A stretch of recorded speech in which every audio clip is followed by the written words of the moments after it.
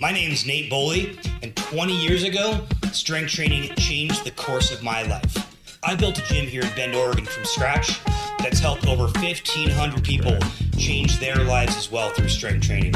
If you want to change your life, head over to benstrengthwarehouse.com, hit the Start My Journey button, and let's chat. All right, guys, we'll see you there. Hey guys, welcome back to the podcast, season 2. Today we have one of our favorite members on the podcast today, Cathy. I'm just going to give the microphone to you and you can introduce yourself. So welcome to the podcast. Thank you, Nate, for having me. My name's Cathy Perry, and I am here because Nate invited me. I forced you. Yes, really, he did force me. Your arm. Give us a little background of your fitness journey.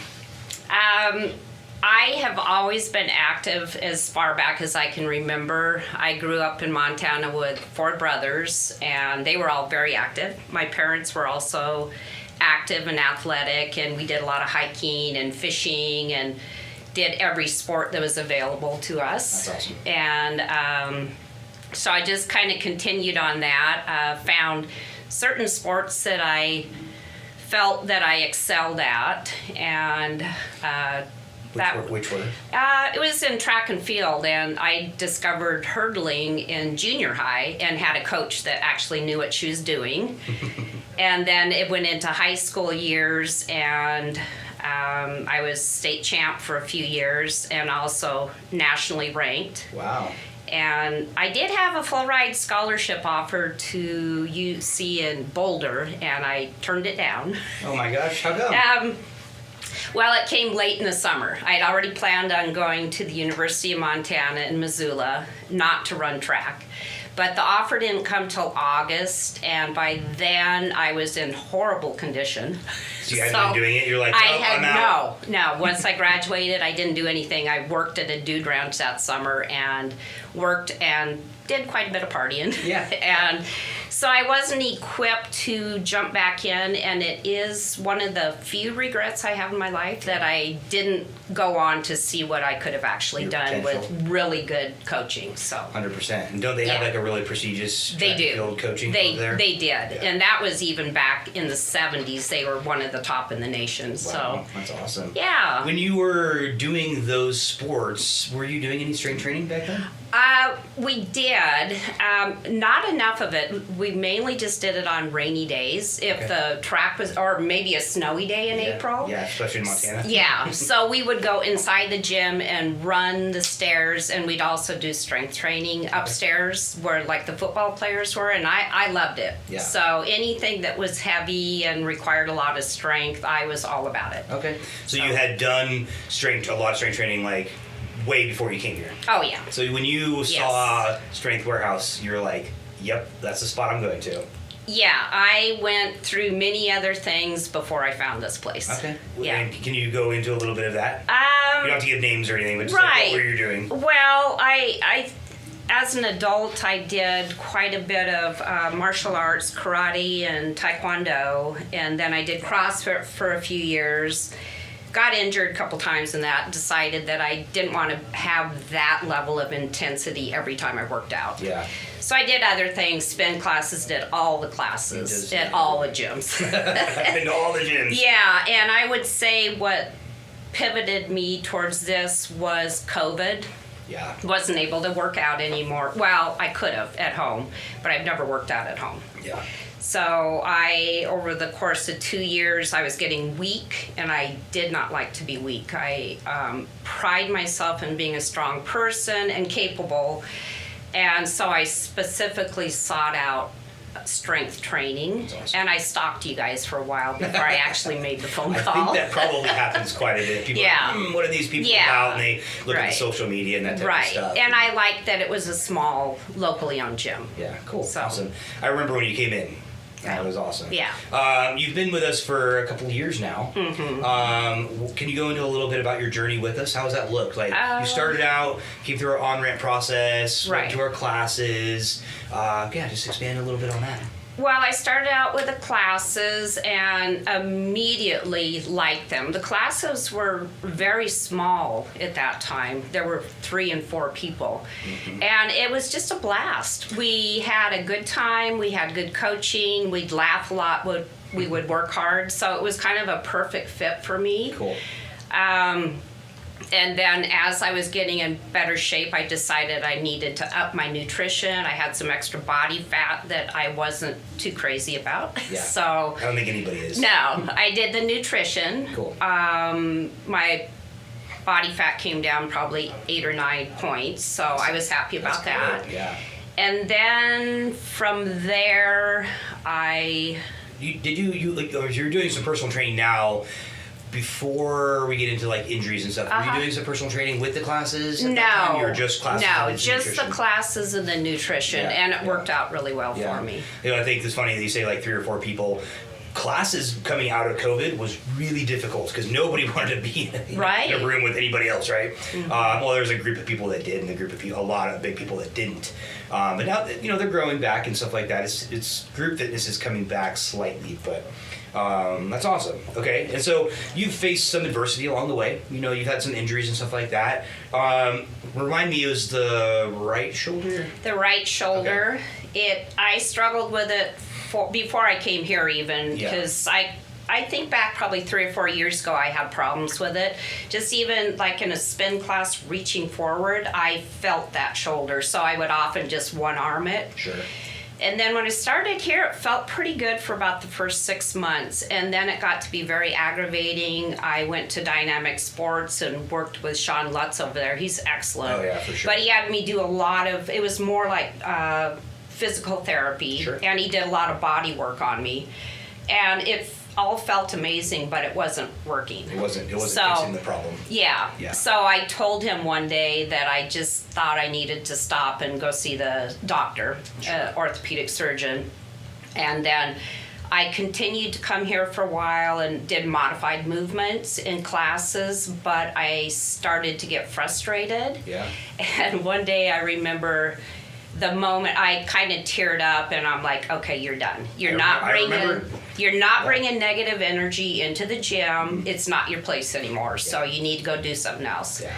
So I quit coming, and then I did nothing. I remember you came in and talked to me about it, and it was a little emotional. You remember that, coming in? And I was not really. It was middle of the day. Oh, I yes, was in the office, and you came in and you told me that you were going to cancel, and you were a little emotional, and we all love to hear it, and we didn't want to see you leave either. But we understood. Sometimes it's like, hey, there is other things you can do, but if you're not in it with your mind, like it's one of those things.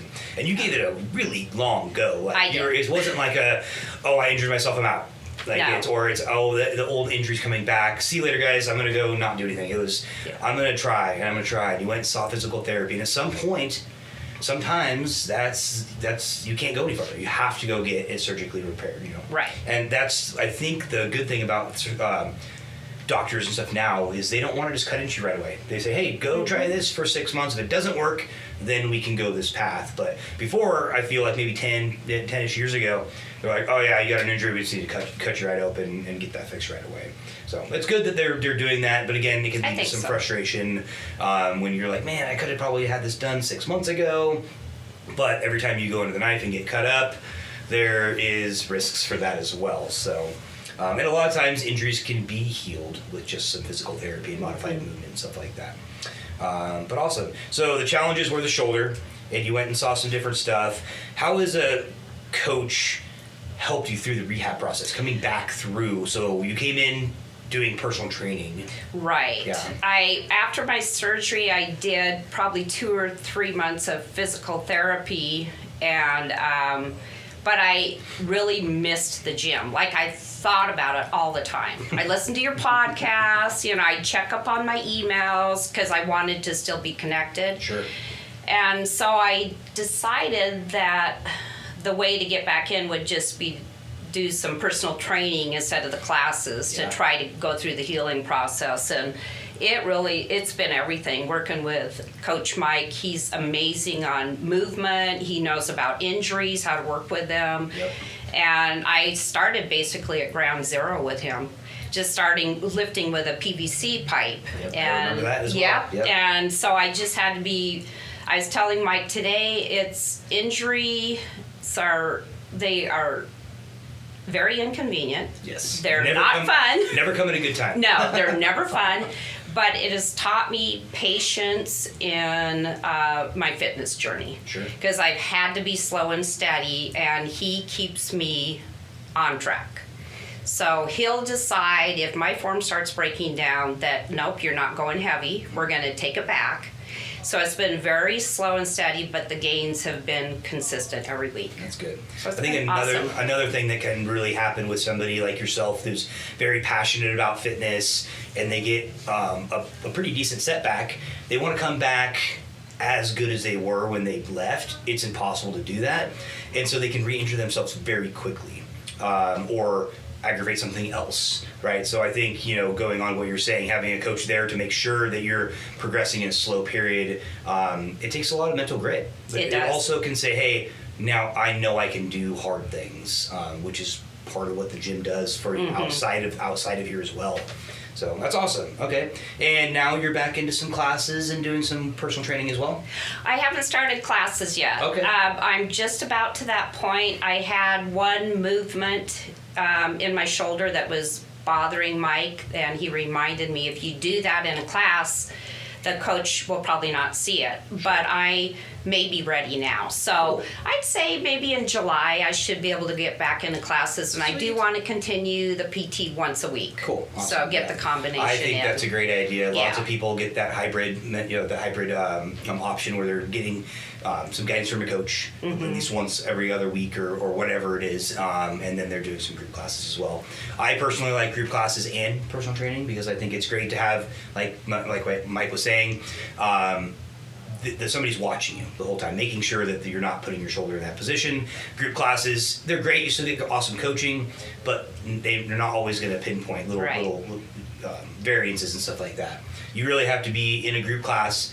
You have to give a lot more feedback to the coach on what's going on because they can't see everything. But that's kind of the give and take of a group class. Awesome. All right. So you had some awesome wins as well, right, in the gym? Absolutely. Let's hear about them. Wins are, how you take them, but I would say when I first started, you ramp up here. You start at lighter weights, and you eventually, over the course, is it 12 weeks? It before really you do depends. your- Yeah, sometimes it's 8 weeks, sometimes it's 10 weeks, Yeah. sometimes it's 12 weeks. Really depends on kind of if there's a competition going on, if we've seen people kind of burning out a little bit, maybe some more nagging injuries. We'll spread it out a little bit longer. Okay, but I like the slow build up to your 1 rep max, Yeah. and I was pleased with my 1 rep maxes because I didn't know what I could do. And I remember Megan loaded my bench up with kilograms, so I wouldn't be able to read the bar. That's so cool. And so I did way more than I thought I could. And then Which was?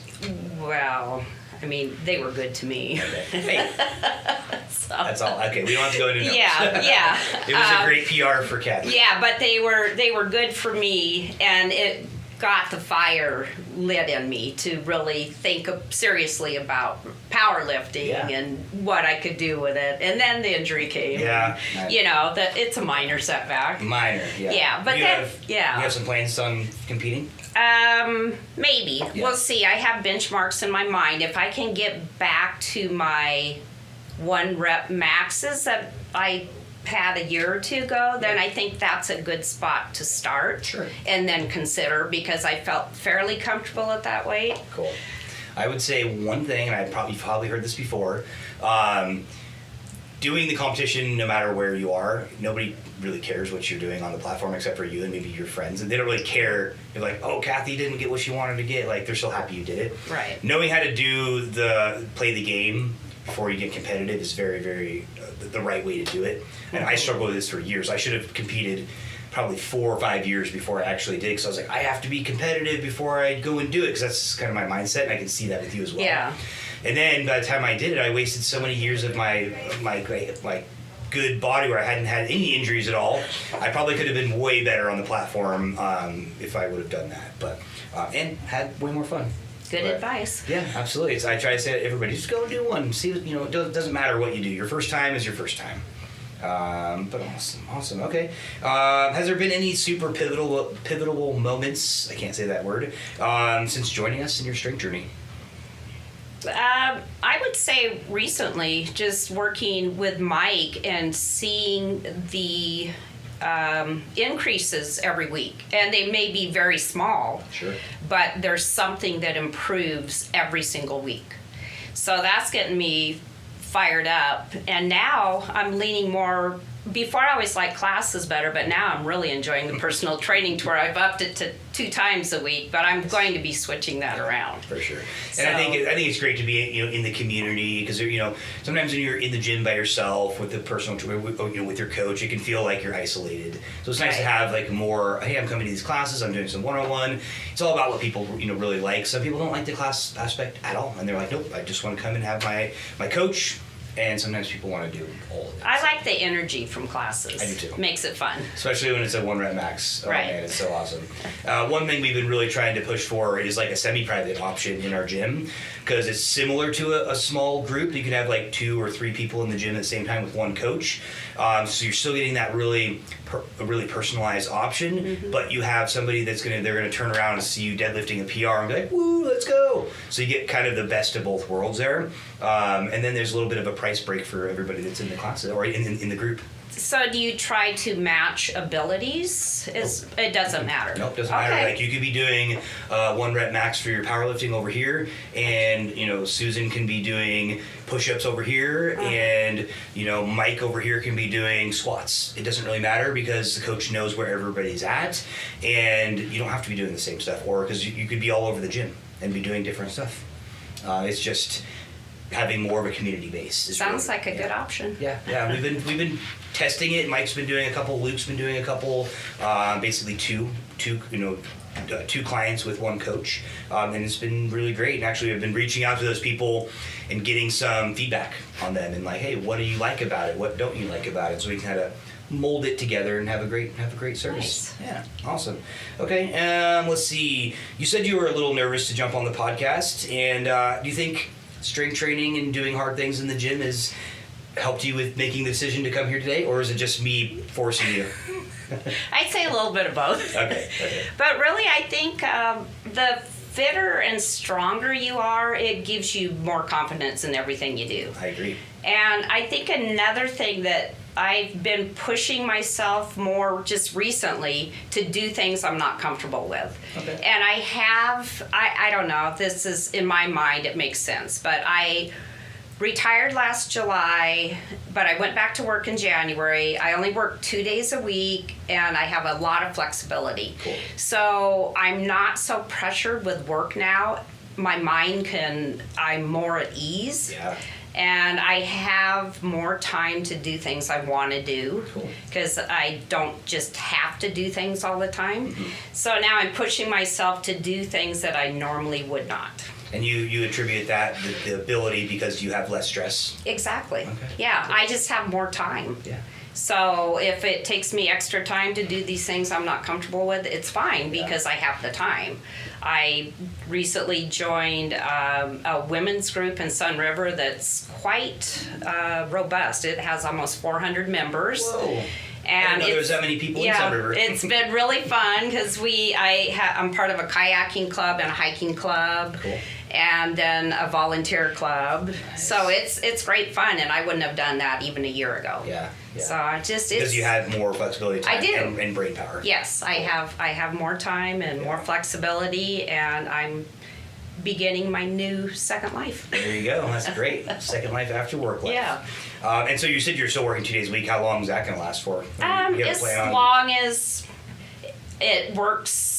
As long as it works for both myself and my boss. Cool. And I check in with him occasionally and make sure that I'm giving him what he needs, and he said, yeah, you're doing fine. Perfect. So hey, just continue on, yeah. That's great. And I think I had mentioned this to you when you're on the treadmill the other day when I was asking you about the podcast. Public speaking is worse in people's minds, in Americans' minds, than death. If you were to say, hey, what are the worst things starting from number 1 all the way to 10, number 1 is public speaking, number 2 is death. And that is crazy to me, but it makes a lot of sense because when you're dead, you're gone. Nobody cares. I mean, nobody cares, but you know what I mean. You don't care anymore. But when you have to public speak or do something, you might have to see the person, and you might have messed up. And a lot of people, especially very highly competitive people, they put a lot of pressure on themselves to be good. But this is a great segue to maybe you're going to be on the stage one day and talking to a bunch of people. You never know. Never know. You never know. I mean, I started out kind of doing this, and I get up in front of several hundred people sometimes and talk about powerlifting stuff, and this is actually more stressful than that, honestly. Getting up in front of, so I do a business group as well every Thursday, and I'm on the board, and I get up every Thursday and talk multiple times about me and about the group and all that type of stuff. That is more stressful to me than getting up in front of 400 people and talking about the powerlifting meet. Is it just because your comfort level with the subject? Because you're so well versed? No, I think it's because if I hold myself very high, and if I mess up in front of my friends and people that I care about, it hurts more because I have to come back the next Thursday and see them, right? And I have to be like, oh yeah, I messed up on that one. But if I mess up in front of people I don't really know, it's like, yeah, I'm not going to see you tomorrow, and who cares? Like, I'm just going to do my thing, And if you don't like me, that's okay. I don't need to see you. But if somebody doesn't like me because I messed up at the business group, that hurts, right? Because I know them and I have to see them and all that type of stuff. But anyway, we're getting way off track. But all right, motivation for coaching. So, what was the main push to lead you to start getting coaching at Strength Warehouse? Rehab. Okay. Yeah, and to get re-involved with the gym because I missed you guys. I miss coming to the gym. I love it here, and cool. I needed to get going again. Good. And I found myself getting in pretty rough condition again. Not like horrible shape, but not good shape. Not where you wanted to be. Exactly. Yeah, awesome. All right, well, hey, what would you say to someone who's on the fence that has maybe come in, talked to us, or what do you say, creeping our Facebook page or whatever, and like checking us out and kind of have that like nervousness about it? Like, what would you say to them? Just take the plunge. You won't regret it. This gym is very accommodating to all levels. Yeah. Very friendly. The staff is friendly. The clients are friendly here, and I speak mainly to women that are aging. You need to get in here and strengthen your bones. If you fall, you're not going to get hurt as much. You're not going to be just destroyed because you've fallen. Yeah. And if you want to be active with your grandkids or your grown children, it's just the place to come. And it'll segue into other things as you get stronger and stronger. You can do everything much easier 100%. If you're strong. If you do hard things in life, it makes hard things in life much easier. Absolutely. Right? And that's it's good you say that, because falling, if you fall and like break a hip or whatever, like that is a lot of times a turning point for somebody that when they pass away. Like my grandma, bless her heart, she died in 2020. She broke her hip. She fell down the stairs and broke her hip, and she was non-mobile. And it segued right into like her just not moving and then becoming unhealthy, and then she passed away, and it was really sad.